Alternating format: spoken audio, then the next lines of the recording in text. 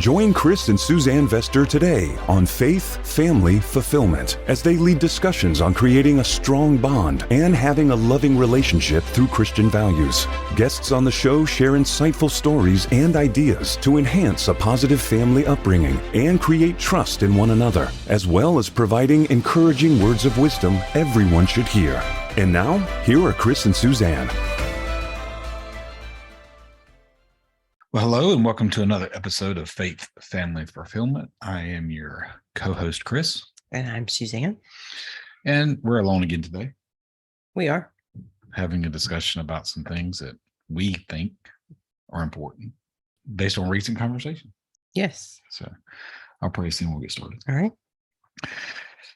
Father, we come to you today, as always, just humbled by your mercy, your grace, and who you are, and the way you show up for us. Even when sometimes we don't show up for you. We ask that you lead and guide this conversation, and that in the glory, in the story, you get all the glory. In Jesus' name I pray. Amen. Amen. So based on a phone conversation we had this morning with our oldest, it sparked this idea of why you should sweat the small things. You know, we hear a lot of, hey, don't sweat the small stuff. But I think in relationship, there is importance, and you feel the same. Yes. In the details. Yes. Small details. And not only are we encouraged to not think about those things, it's not reinforced. Like if you're on social media at all, it's always the big stuff, the over the top, grand gestures. Yeah, grand gestures that people aspire to the most. Right. Nobody dictates or calls attention to the little things that meant the most, or the little things that, or the small acts of service, or different things that go into that. Talked about before, about taking the love language test. I think that, not to go back to that same subject, right. I think if you've done that, then it lets you know what the small things are.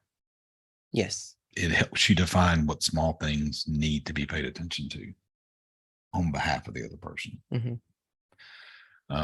And it came about because our oldest called us today because she received a letter in the mail. She's a big letter writer. She writes a lot of letters, and she's been that way, I don't know, probably since middle school. Well, it kind of started with my grandmother, right. who just passed away this past February. She was 96. And I have tons of letters that she wrote me when I was away doing things, in high school and then in college, and even after we got married. Mm-hmm. And because that's kind of a lost art, because we don't all need to BRB. Sometimes we need to actually know how to write and the grammatical part of that. So I encouraged her to write letters to my grandmother and my mom, because they don't live close to us. And I think that's kind of where it took off and got started, because she loved getting mail. Like she still loves. She would probably like for us to flash the address at camp right now so she can get mail.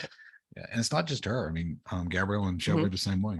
They both participate in letter writing and love getting something tangible in the mail that they can go back and reread, and so yeah. So she's communicated that to a gentleman that she's currently involved with, and he was paying attention and wrote her a letter. And she was, basically letting us know how much it meant to her, and not giving us disclosure to the content of the letter, but just how much that meant, because it was something they had a conversation about, and it is long distance. But it just struck this conversation between you and I about, how in relationships, like if we did pay attention to the small things, I guess it's probably active service for her, or is it quality time? Because it's a little bit of both. Because it takes time for somebody to do that. It's showing that you care. It's showing that you're paying attention. You're being super intentional. I'm not so sure it serves her like directly serves her love language. It's just a matter of that's something that's meaningful to her. Right. And it wasn't given as an instruction. It was just done off of consideration more than anything else. And she's a big journaler. I think the reason she's started journaling, in fact, all of our girls are big journalers, which I had taught them. I know that comes from your side, but I think part of the reason she, like you said it, they can go back and read.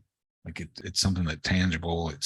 You don't have to scroll back, 40 times on your phone to get to the text message. It's something you can pull out and read and recall emotions. And it's just it's cool to me that that's something that she participates in and wants other people to participate in. But she's like the letter writer in her friend group, and this isn't about letter writing. It's just about the small thing. And I think it goes to serve too, because right now you're in a branding production that is all about storytelling. Yes.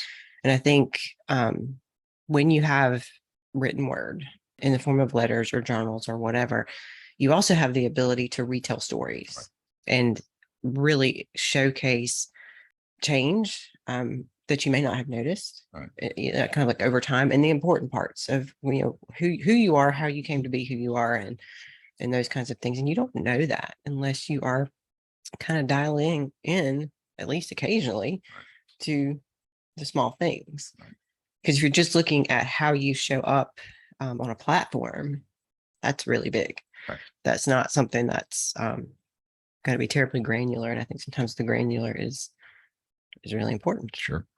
You mentioned this whole storytelling project we're in in the family, helping identify how our family and our business came to be. And there's been so many small stories. Like I heard a story yesterday from Dad, and I'm not going to, the story will come out, but it was just a story that I didn't know. And I talked to Stephanie about it afterwards, and she goes, yeah, I had no idea. So even just one generational way, if we're not intentional about passing down what's important, the little things, and through this process, we've been able to share some little stories that made massive impact about who we are individually and how the people that have led our family and founded our family, how they show up in our daily life, even though they're no longer with us anymore, which is again about the small things, about notating and paying attention to the small things. So for those that are listening, what's the way that you would recommend that they pay attention and sweat the small things in a positive way? Like you just said it, it's all over social media. Don't sweat the small stuff. Well, there's sometimes we should. So what should be sweated? I don't even know if that's good grammar or not. It's good claim it. It's okay. It's good in Nash County.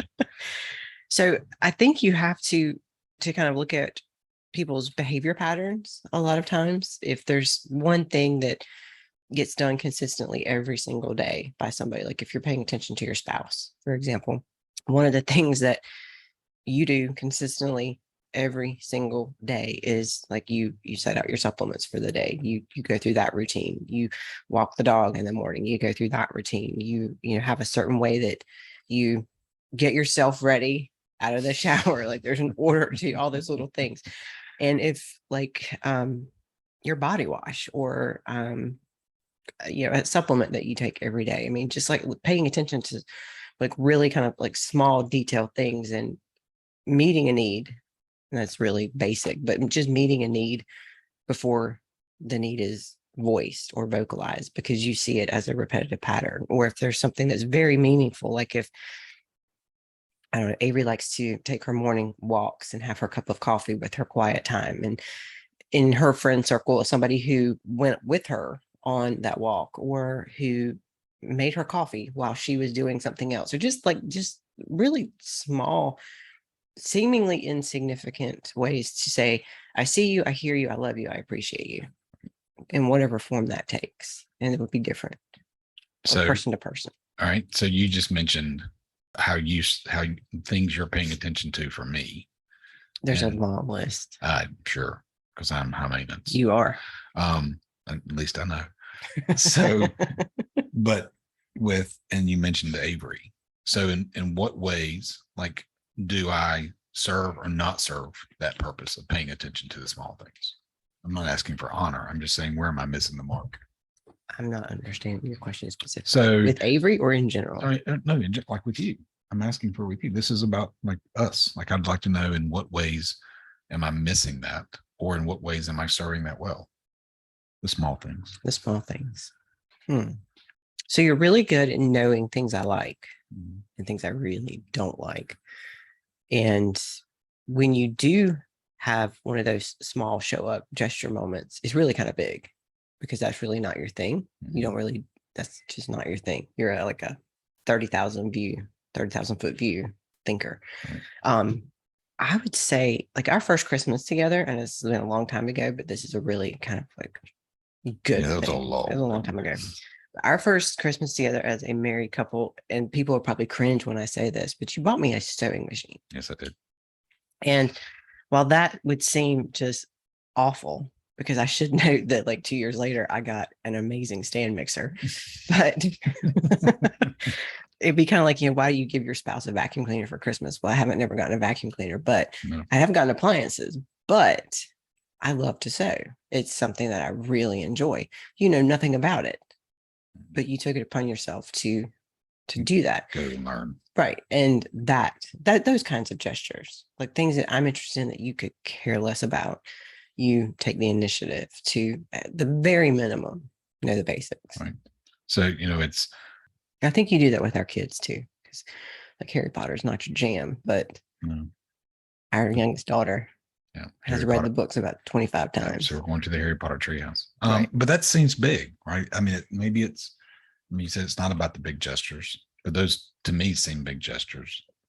But in order to have that gesture, there were lots of small pieces. I mean, you had to pay attention to the fact that it was something I enjoyed, that it was something that was important to me, that, it was something that I was going to find great joy in the future. Yeah, because you made a lot of Avery's clothes, Mm-hmm.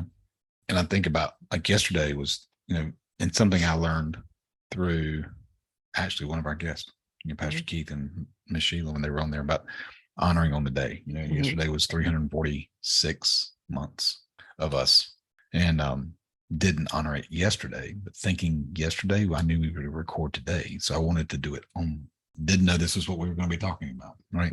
So 346 months. I had that conversation with Stephanie yesterday. Today makes 346 months. She goes, really? Like, why do you know that? Well, it's on my calendar, so I'd never forget it. But I think even something small like that would be paying attention. And Avery said that today. Which is something that she's heard us talk about, and Pierce has heard Pastor Keith talk about it because he's at church.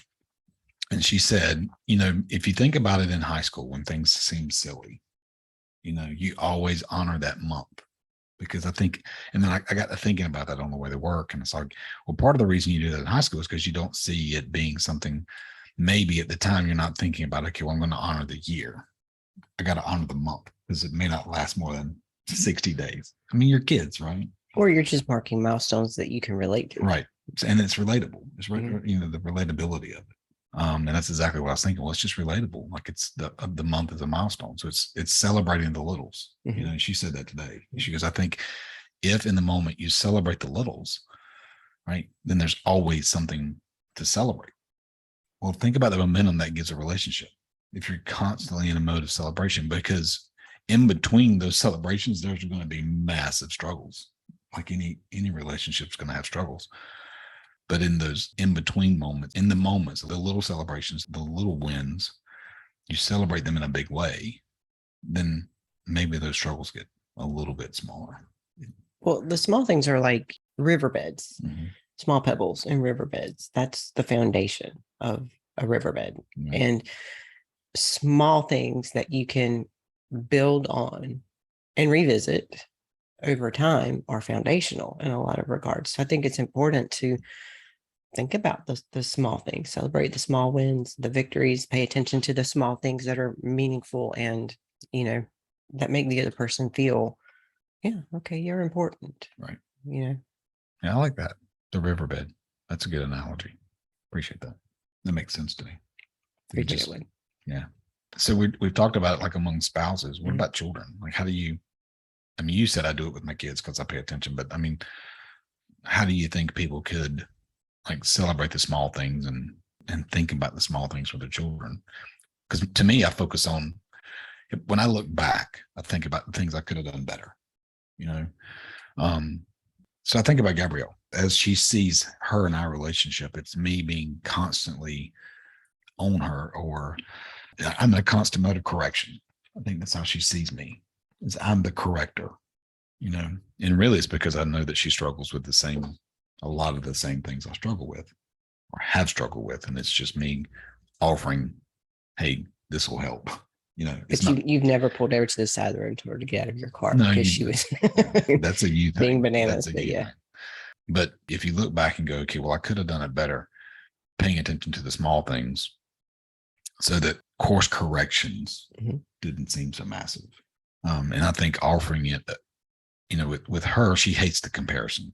She's always hated the fact that she's called my mini me and she looks like me. And she's like, there's so many similarities in our personalities. And like, she finds that despicable, I think, in a lot of ways. I think she gets frustrated because she wants to have her own identity. For sure. And really what I'm trying to get her to recognize is she has her own identity, but it doesn't mean we don't share struggles, but if in the moment, helping her recognize how those small struggles could end up being big. I think where I've missed it is helping her celebrate the small wins. If we're talking about sweating the small things, it's really sweating paying attention to the wins, paying attention and focusing on the positive. And I think with your kids, you have to get, parenting is exhausting. Can be, yeah. And when you're parenting a child who struggles with executive functioning, like Gabrielle does or did, she's gotten far better. She's retrained kind of her patterns to serve her. Like on her own. I will honor her in that way. She has recognized that that's an issue and said, I know the ways that I can help overcome that. Because when she's on it, she is on it. Right? Yeah, but she has to have something to be working on. Yes. Otherwise she gets lost. But I think when you're in the middle of parenting, especially parenting littles, the exhaustion of the day-to-day can make you less able to pay attention to some of the things that your kids may be giving you cues on that are really important to them. And I think that, like you said, looking back, I think you have to make carving out 5 minutes to just take a breath and look at, okay, what can I do today that will be a good thing for tomorrow? Right. And I think that kind of goes across the board. But I think with kids, you need to just surprise them from time to time. And that doesn't mean shower them with, gifts or things but experiences. So if, it's been, one of those things where, and I'll just reference Gabrielle because this is something that happened recently. So Gabrielle loves tacos and she loves cactuses. Like those are two things that she really loves. One she likes to look at, one she likes to eat all the time. So I was walking through a store a few weeks ago and they had cactus taco holders. Wow. Yeah. I don't know that. So, and it was like, it was the $2. It's not a huge expense, but I was like, man, she's going to love that, and she was so excited to get that as, just a little thing. Yeah. And I think while that is a material recognition, but I think those little things, when you go, man, they really are going to like that. I think I give good gifts. I think I give thoughtful gifts. Yes. And I think that part of my thought process in gifting things to other people is, are they going to like it? Are they going to use it? Is it going to be meaningful to them on other than just the surface? Like, oh, I gave you a gift. Is that going to be something that they're going to treasure and use? And I think when you're looking at little things with your kids, your spouse, extended family, you kind of have to ask those same questions. Is it going to be, is my gesture, is my gift, is my acknowledgement, recognition, is it going to be treasured? Is it going to be, meaningful? Is it going to be something that they look on fondly? Right. Does that make sense? Yeah, it does. And I think that the only way we can do that is by having those intentional one-on-one time conversations where you get to know what makes somebody else tick. One of the, Steve Weatherford talks about how he wakes his kids up. And it's just occurred to me when you said that, like he wakes his kids up by speaking truth over them, proclamations over them. But I think, what's also important, and it literally just came to me, and like our kids are grown. I think one of the best things you probably could do is at the end of the day, recap the day. I mean, you said, what can I do to make it better? But if I was going to go back and do something different, at the end of the day, recapping recapping, hey, what went well for you today? We talked about the high-low buffalo, like we have talked about on the podcast before. But if you can make that a practice, that'll give you a lot of clues as to this, because you are paying attention to the small things, but it'll actually give you reference points to what to pay attention to in the future and how to honor the small things. Because what they see is the daily win, what happened for them on the daily, whether it be your spouse, your kids, or even people at work, that you're close to in leadership or team members. But if you know what's important to them, because you're having those type of conversations, those conversations where you're the one asking questions, it leaves clues as to how to honor them, how to pay attention. What are the small things that mean the most? It's, there's no way that you have if you spend any time around Avi and have real conversation with her, you will know very quickly that letters are a big thing for her. Mm-hmm. But I would go so far as to think that's probably one of the only letters that she's gotten from anybody she's been in a relationship with. I don't know. That would require a lot of thinking on my part. And the reason I say that is because she's never talked about anybody sending her a letter before. Right? She's not a guy.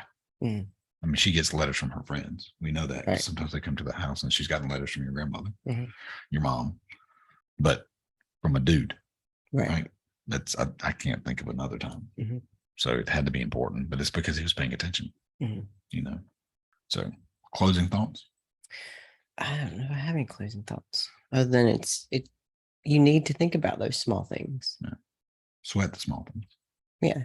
Not in a psychological way. Right. Which I think sometimes that's kind of where that phrase comes from, and people tend to translate it across mediums that it doesn't belong in.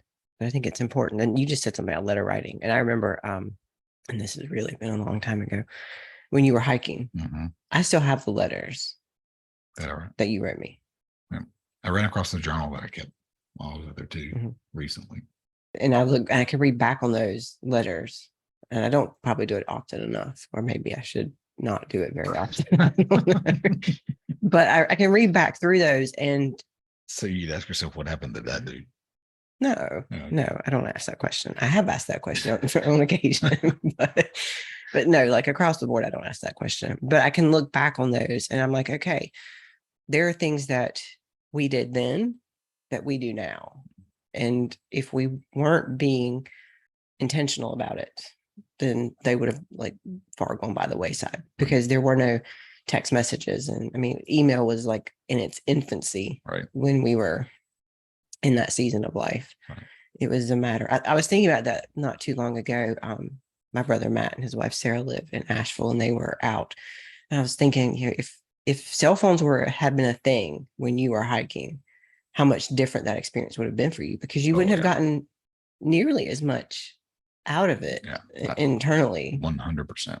It would have been a much different experience. Because we allow ourselves to be distracted too much. I was out there 43 days, and the only distraction I had was my inner self. Like I told somebody, you have no idea how much you talk to yourself until you spend 43 days alone. It's a lot of self-conversation. The only thing I had was a radio, and I remember distinctly, I'm not saying we were closing, but you brought something up. It was when the OJ run from the police. That's right. Was happening. Yeah. And I was laying in a bunk on the trail. This was the Appalachian Trail, and I was in northern Tennessee when this was happening, I believe. No, your brother was with me, so I was in the Great Smokies. And I remember laying there listening to a radio station that was broadcasting NBC TV, and they broke in, and OJ was running. And I remember, there was 3 or 4 people that were in that same camping lean-to. That's a 3-sided building that the park, they put them up there every so often. And I sat up. I was like, guys, OJ Simpson's running from the law. It was the craziest thing. But yeah, that was the only technology I had, was just, a set of headphones that, that was the only contact you had really from the outside world. But yeah, that experience would have been much, much different if I'd had FaceTime. It would have been nowhere near the same. Because I think out there I dealt with so many things from childhood and growing up and relationship with you. And there's just a lot in that 43 days of self-reflection. There's a lot that goes on.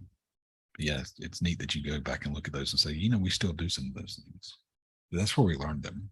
We learned them out of necessity. Yes. Because I think things are easy, Yeah. or they're not easy. Life's not easy, No. but they're just more Convenience and readily available. Yeah. So the lesson to take away, if there's any takeaway, pay attention to the small things. We said sweat the small things, but not in a negative way. Mhm. Pay attention. And really, it's the small things, and how can you make them positive? Turn them into a positive. Is that what you would say the takeaway is? For sure. Cool. For sure. I know you're a little bit snotty. Yes. Can you pray us out? You Mm. can do it. Yeah. Okay. Lord, thank you for giving us the opportunity to sit down and reminisce to a degree and share some of the things that we have found valuable over the time that we have spent together. Let it fall on the ears that need to hear it, and help it spark conversations to really grow and improve relationships across the board. We ask all these things in your name. Amen. Amen. Thank you. Yeah. Thank you for listening to another episode of Faith, Family, Fulfillment, brought to you by Chris and Suzanne Vester. We hope you enjoyed listening to this week's guests and stories. If you liked what you heard, please consider subscribing wherever you listen to podcasts. Follow Chris and Suzanne on Instagram at HVAUTOCOO and Suzanne.c.Vester. That's at SUZANNE.c.VESTER.